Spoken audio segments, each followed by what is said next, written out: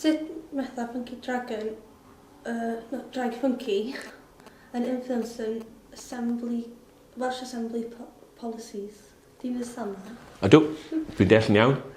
Dwi'n meddwl bod yna ddau elfen i'r cwestiwn i ryw raddau, o achos y llywodraeth sydd yn penderfyniad bolisïau. Felly mae'r rhaid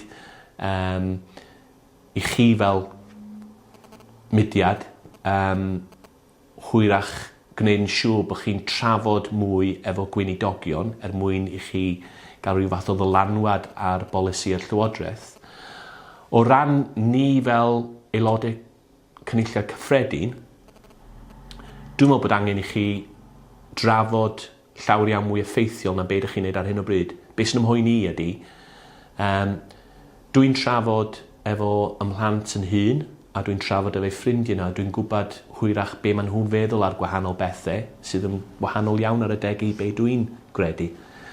Ond i ddweud y gwir, fel aelod cynulliad cyffredin, dwi'n cael llawer iawn o adborth gan y draig funky i hun o be ydych chi'n meddwl ar hyn a'r llall. Bys ni ddim gallu deud, i'r un raddau a be dwi'n teimlo efo senedd ifanc yn lleol yma'n Wrecsam.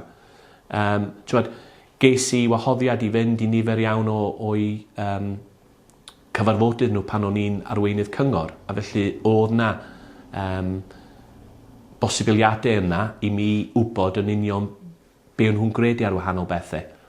Ond os ys ti'n gofyn i mi be mae'r draig funky yn meddwl di'r peth mwyaf pwysig fysa'r cynulliad neu Llywodraeth Cymru gallu newid, fyswn ni'n gallu deud os ys ni'n onest. Ac dwi'n meddwl bod rhaid i chi agor rhyw fath o drafodaeth efo ni fel aelodau cynulliad i ni wybod.